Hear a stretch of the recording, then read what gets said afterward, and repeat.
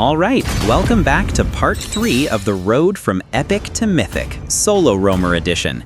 If you've been following the series, you already know the grind is real.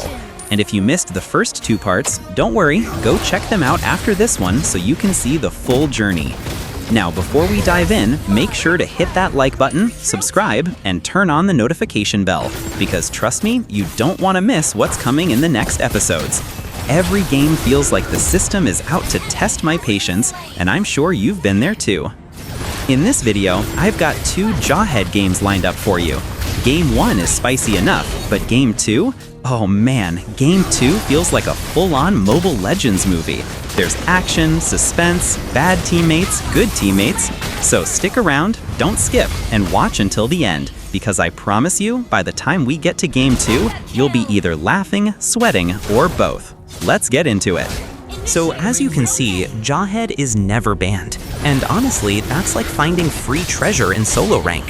Every draft, people are busy fighting over the shiny new heroes, arguing about who gets jungle, or even spamming mid or feed, while Jawhead is just sitting there waiting for you.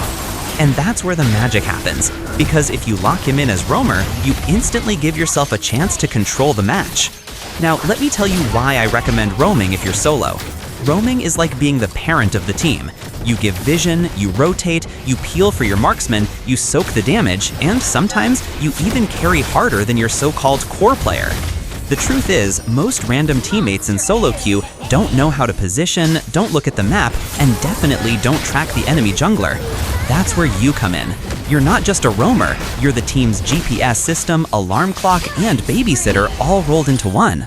And what's funny is, when you give vision, sometimes your teammates don't even react. You ping, you signal, you literally write a novel on the map, and they still dive into a 1v5 like they're auditioning for a comedy show.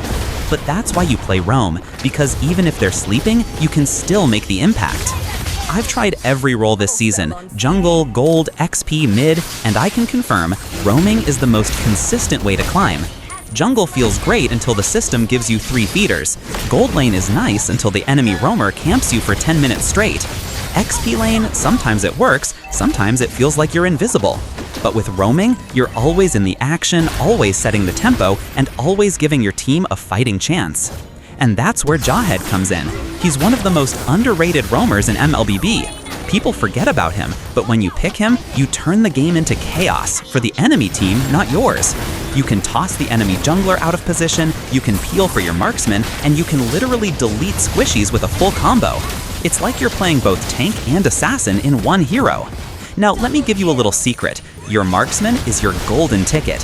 Even if your jungle is feeding, even if your XP lane is losing, if your gold lane wins, the game is still winnable.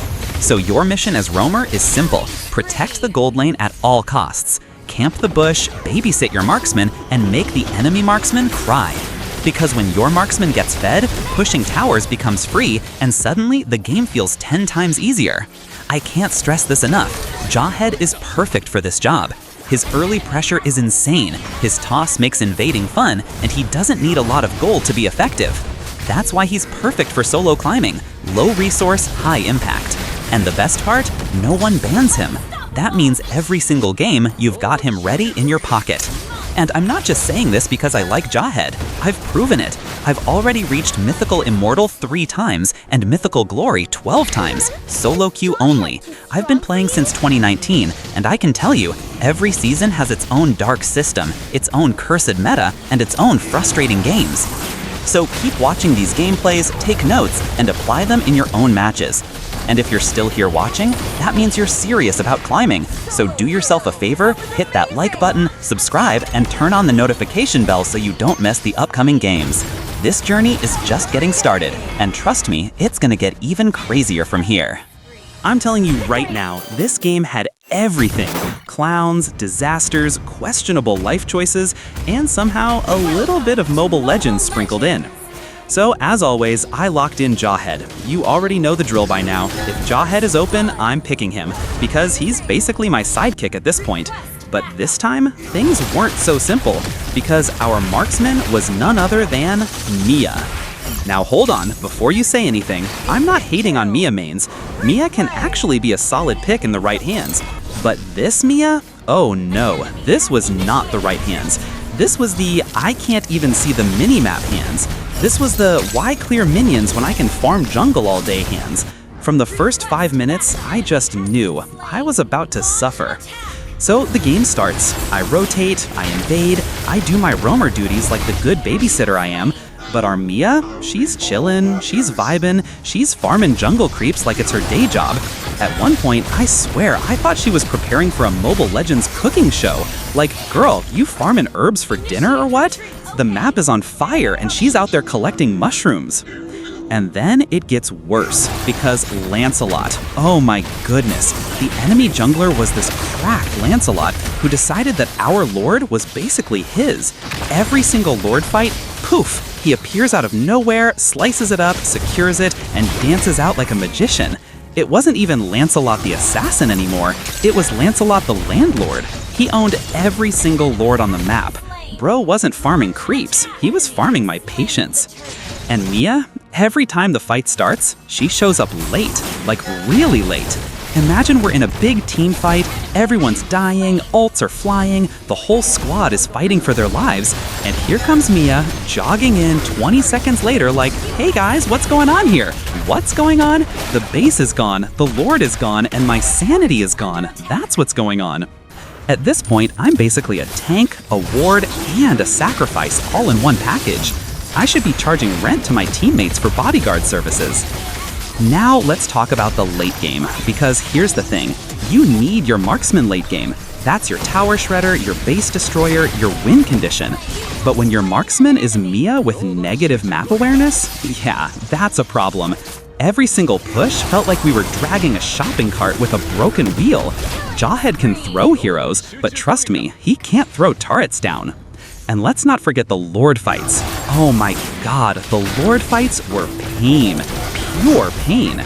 We line up, we try our best, we set up the perfect engage, and Lancelot dashes in like he's Sonic the Hedgehog with Wi-Fi directly from the server room. Secures Lord, dashes out. Our whole team's like, wait, what just happened? Meanwhile, Mia's still farming the little crab on bot lane. The Lord just died. Honestly, this game turned into a survival test for me. Not survival in-game, but survival in real life. Survival of my mental health. Because when you're solo ranking, sometimes you don't play Mobile Legends. You play Babysitting Simulator. You're not just a roamer, you're a teacher, a guide, a therapist, and a firefighter putting out your teammates' mistakes. But here's the twist. Even with all that pain, even with Mia's jungle marathon and Lancelot's lord-stealing circus, the game wasn't completely hopeless. That's the thing about ranked. You're never fully out until the crystal explodes. We actually held on longer than we should have.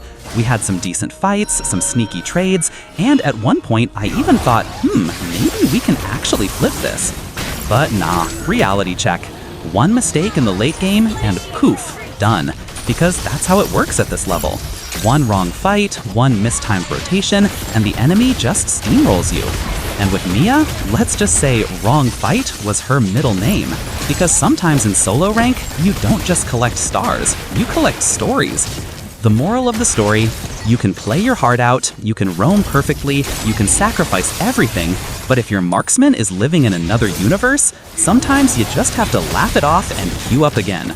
Because that's the grind, that's solo rank. One game you're a hero, the next game you're the unpaid babysitter of a farming Mia. So hey, if you've ever had a teammate like this, drop a comment saying, Mia, stop farming, so I know I'm not alone in this pain.